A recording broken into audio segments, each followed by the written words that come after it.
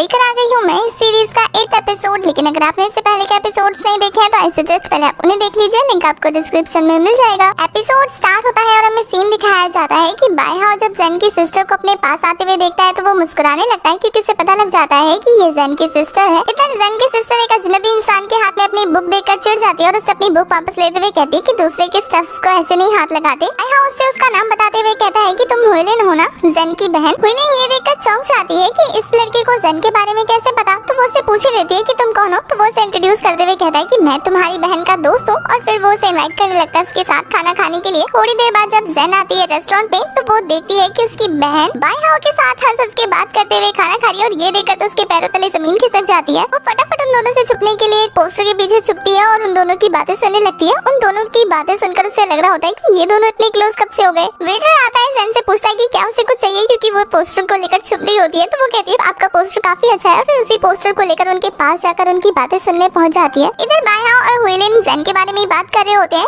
जहाँ हुइलिन पूछती है कि मेरी बहन से तुम्हारी दोस्ती कैसे हुई, क्या तुम उसकी फोटो दिखा सकते हो, मैं कैसे मानूं कि तुम उसके दोस्त हो। बायहाओ जैसे ही हुइलिन को फोटो दिखाने वाला होता है ना, हमारी जेन काफी परेशान होकर बायहाओ को कॉल लगा देती है और उसे बहाने से कहती है कि आपको डायरेक्टर बुला रहे हैं। ये सुनने के बाद बायहाओ को वहाँ से जाना पड़ जाता है, लेकिन वो जाते जाते अपना कार्ड देकर जाता है हुइलिन को। बायहाओ के जाने के बाद जेन जाकर अपनी बहन के ऊपर चढ़ जाती है, साथ ही वो उसे काफी ज्यादा डांटती होती है, उसके क्लासमेट्स को भी काफी ज्यादा डांट देती है, साथ ही पैसा देकर वहाँ से फटाफट निकल जाती है क्योंकि उसे ऑफिस में जाकर भी सिचुएशन को संभालना था। बायहाओ ऑफिस पहुंचकर सीधा डायरेक्टर के पास जाता है, लेकिन डायरेक्टर से उसे पता लगता है कि उसे डायरेक्टर ने नहीं बुलाया था और ये देखने के बाद वहाँ पर जेन पहुँचती है और वो उनसे माफी मांगती है कि उसे मिसअंडरस्टैंडिंग हो गई थी। डायरेक्टर तो उसे कुछ नहीं कहती, चेयर अप कर देती है, लेकिन बायहाओ उसे सुना देता है कि वो काफी इररिस्पॉन्सिबल पर्सन है। ये सुनने के बाद तो वो फिर से सैड हो जाती है, लेकिन तभी लिन आता है, उसको और ज्यादा चेयरफुल कर देता है। उसके बाद दिखाया जाता है कि बायहाओ मीटिंग में सबके ऊपर चिल्ला रहा होता है क्योंकि अभी तक उनकी सेल्स इंक्रीज नहीं हुई थी। ये देखकर यीमो उस पर चढ़ जाता है कि वो उन लोगों को इतना प्रेशराइज रखते हैं कि वो फ्रीली अपना काम नहीं कर पाते हैं। उनका दिमाग हमेशा प्रेशर फील कर रहा होता है, इस वजह से जल्दी काम करने के चक्कर में वो कोई अच्छा आइडिया नहीं दे पा रहे हैं। इस पे बायहाओ से और ज्यादा सुना देता है। उसके जाने के बाद हमारी जेन सोचती होती है कि ये पहले वाला बायहाओ तो बिल्कुल भी नहीं रहा। दूसरी तरफ हमें क्याओ को दिखाया जाता है जो कि अपने काम में होती है और वहाँ एक फैमिली को देखकर उसे अपनी मॉम और फैमिली की याद आ जाती है। तभी उसे बायहाओ कॉल कर रहा होता है, उसे मैसेज करके बता रहा होता है कि आज मौसम कितना अच्छा है ना, लेकिन क्या उसको ब्लॉक कर देती है। ये बात बायहाओ को पता लग जाती है कि उसने उसे ब्लॉक कर दिया है। दूसरी तरफ हमें जेन को दिखाया जाता है जो कि क्याओ को बता रही होती है कि आज उसकी बहन ने ऑलमोस्ट उनका सारा का सारा प्लान चौपट कर दिया था। क्याओ को कुछ समझ में नहीं आता तो जेन उसे डिटेल में सारी सिचुएशन को समझाती है। ये सुनने के बाद तो क्याओ के भी होश उड़ जाते हैं। क्याओ जेन से कहती है कि उन्हें बायहाओ को सब कुछ बता देना चाहिए इससे पहले कि वो खुद से पता लगा ले सारी चीजें, जिस पे जेन मना कर देती है कि वो उसके अभी एम्प्लॉय है और वो उसका बॉस है। अगर उसे पता लगेगा कि वो उसकी बचपन की दोस्त है और उससे छुप रही थी तो वो काफी ज्यादा नाराज हो जाएगा और वो उसे नाराज तो अब नहीं करना चाहती है। तो इस बारे में क्याओ भी और बात नहीं करती है, वो भी शांत हो जाती है। इधर बायहाओ को दिखाया जाता है जो कि अपने दोस्त को फोन लगा के बता रहा होता है कि क्याओ यानी कि जेन ने उसे ब्लॉक कर दिया है। इस सुनने के बाद उसका दोस्त उसे कहता है कि शायद वो तुमसे बात करने में इंटरेस्टेड नहीं है इसलिए तुम्हें ब्लॉक कर दिया है। तो इस बात पे वो उसे मना करने लगता है कि नहीं, वो 2 दिन बाद जाकर उससे खुद ही पूछ लेगा। उसका दोस्त समझ आता है कि ये इसके मामले में गिरफ्तार हो चुका है। वो उसे अच्छे से समझा देता है कि तुम्हारी फर्स्ट प्रायोरिटी तुम्हारी कंपनी है ना कि वो लड़की, तो उससे ज्यादा ऑब्सेस्ड होने की जरूरत नहीं है। अगर वो मना कर देती है तो फटाफट अपना सामान उठाना और यहाँ वापस आ जाना। नेक्स्ट सीन ऑफिस का दिखाया जाता है जहाँ हुशेंग आकर सबको इन्फॉर्मेशन देता है कि सिंगापुर की कंपनी बायहाओ के साथ मीटिंग करने के लिए तैयार है। वैसे तो उनकी फ्लाइट सिंगापुर से डायरेक्ट जापान जाने की थी, लेकिन वो बीच में शंघाई रुककर उनके साथ 1 घंटे की मीटिंग करना चाहते हैं, वो भी एयरपोर्ट पर। इस सुनने के बाद सब लोग घबरा जाते हैं कि 1 घंटे में वो कैसे कन्विंस करेगा दूसरी कंपनी को। बायहाओ आता है और सबको घबराने से मना करता है, साथ ही वो इन्फॉर्मेशन मांगने के साथ वो अपनी कार कीज वहाँ देते हुए कहता है कि उसके साथ एयरपोर्ट जो जाना चाहता है वो चूज कर लो। बायहाओ के जाने के बाद यीमो जेन के पास जाता है और उसे ट्रिक करके फंसा देता है बायहाओ के साथ एयरपोर्ट जाने के लिए। जेन काफी ज्यादा मना कर रही होती है तो यीमो से ये कहकर टीज करने लगता है कि बायहाओ उसे सच में काफी पसंद करता है, जिस तरीके से वो उसे देखता है ना वो उसे बेस्ट एम्प्लॉय समझता है। ऐसा करके यीमो उसे फंसा देता है जाने के लिए और यहाँ जेन सोच रही होती है हाँ बहुत ज्यादा पसंद करता है। नेक्स्ट सीन में दिखाया जाता है कि वो कार में बायहाओ का वेट कर रही होती है। जैसे ही बायहाओ आता है और उसे पता लगता है कि उसके साथ जेन जाने वाली है तो वो काफी ज्यादा घबरा जाता है, लेकिन जेन उसे अश्योर कराती है कि वो उसे टाइम पे पहुंचा देगी। पर बायहाओ उसकी बातों का ध्यान नहीं दे रहा होता है और अपने काम में बिजी हो जाता है। जेन उससे काफी दफा पूछती है कि उसे कौन से एयरपोर्ट पे जाना है, लेकिन वो उसे कुछ भी नहीं बताता है, इसलिए वो खुद से अज्यूम कर लेती है कि उसे कौन से एयरपोर्ट जाना है। जब वो लोग ऑलमोस्ट एयरपोर्ट पे पहुंचने वाले होते हैं तब बायहाओ का ध्यान जाता है कि वो लोग गलत एयरपोर्ट पे आ गए और वो जेन को काफी बुरा भला बोलने लगता है। जेन अपनी तरफ से सफाई दिखाई देने लगती है कि उसने उससे काफी बार पूछा था लेकिन बाइहाओ ने कोई रिप्लाई नहीं दिया और बाइहाओ उल्टा उसी को सुनाने लगता है। जेन फिर कोशिश करती है कि वो टाइम से पहले उस दूसरे एयरपोर्ट पे पहुंच जाए। इधर क्याओ को दिखाया जाता है जो कि काम कर रही होती है और वहाँ पे उसके डैड आते हैं उससे मिलने के लिए और उसके डैड उसे सॉरी बोलते हैं उस दिन के उसके बिहेवियर के लिए, क्योंकि उसकी स्टेप मॉम ने उसे काफी समझाया था। ये सुनने के बाद वो और चढ़ जाती है कि उसके डैड उसके स्टेप मॉम के बोलने के बाद उसे सॉरी बोलने आए हैं और ये जानने के बाद उसे काफी ज्यादा बुरा लग रहा होता है। वैसे क्याओ यहाँ ये सोच रही होती है कि उसकी मॉम उसके डैड को छोड़कर गई है क्योंकि उसके डैड का अफेयर चल रहा था। इस वजह से वो अपने डैड और स्टेप मॉम से काफी ज्यादा नाराज है,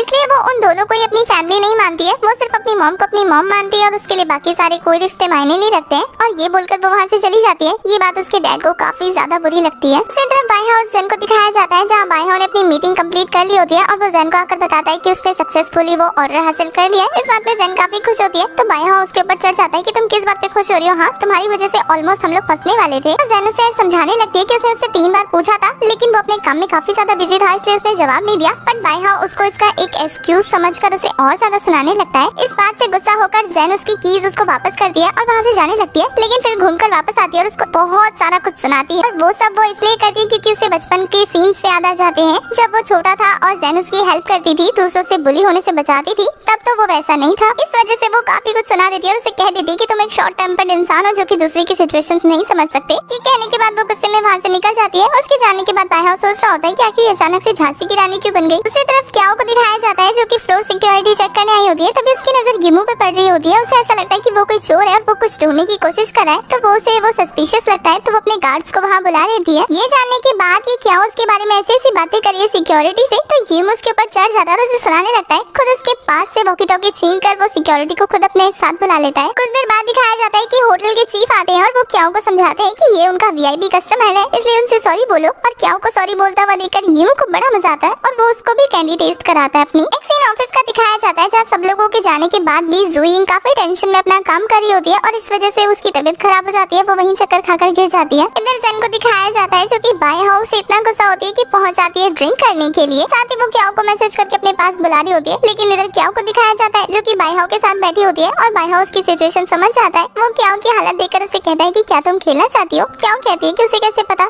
इधर हमारी जेन अकेले ड्रिंक कर रही होती है। साथ ही उसकी शांति को भंग करने के लिए वहाँ गिमू पहुंच जाता है और उसके साथ ड्रिंक करने लगता है कि वो चाहती है कि वो केयरफ्री हो जाए बचपन की तरह, तो बाइहाओ उसे अपने साथ ले जाता है। इधर बाइहाओ को दिखाया जाता है जो कि जेन को अपने साथ प्लेग्राउंड में लेकर गया होता है जहाँ वो उसे केयरफ्री करने के लिए बच्चों की तरह खेलने को कहता है और वो उसके साथ काफी मस्ती करता है वहाँ पर। इस बीच वो क्याओ का ख्याल भी रखता है जो कि क्याओ को काफी ज्यादा पसंद आता है। दूसरी तरफ हमारा गिमू पूछ रहा होता है जेन से कि आखिर वो यहाँ ड्रिंक करने क्यों आई है, तो जेन उसे सारी कहानी सुनाती है। गिमू उससे पूछ बैठता है कि आखिर वो बाइहाओ कितनी चिंता क्यों करती है, क्या वो उसे पसंद करती है। ये सुनने के बाद तो उसके होश उड़ ही जाते हैं। दूसरी तरफ बाइहाओ को दिखाया जाता है जो कि क्याओ को जेन समझकर उसके साथ अपने बचपन के किस्से शेयर कर रहा होता है, जिसे क्याओ काफी गौर से सुनती है और उसे काफी मजा आ रहा होता है। पर बाइहाओ को ये जानकर काफी बुरा लगता है कि क्याओ को कुछ भी याद नहीं है। याद कैसे होगा, वो जेन थोड़ी ना है। क्याओ जेन बनकर बाइहाओ से खुद की स्टोरी शेयर करने लगती है कि उसकी फ्रेंड है क्याओ नाम की, उसकी लव लाइफ काफी ज्यादा बेकार रही है, उसे कभी भी ट्रू लव नहीं मिला। वो ऐसे करके उसे अपनी सारी सिचुएशन समझाने लगती है। साथ ही वो बाइहाओ से कहती है कि उसके इंटेंशन बुरे नहीं है, लेकिन उसे वो लड़का काफी पसंद आ गया जिससे उसकी फ्रेंड प्यार करती है। अब वो क्या करे, वो इतनी बुरी नहीं है, काफी अच्छी है।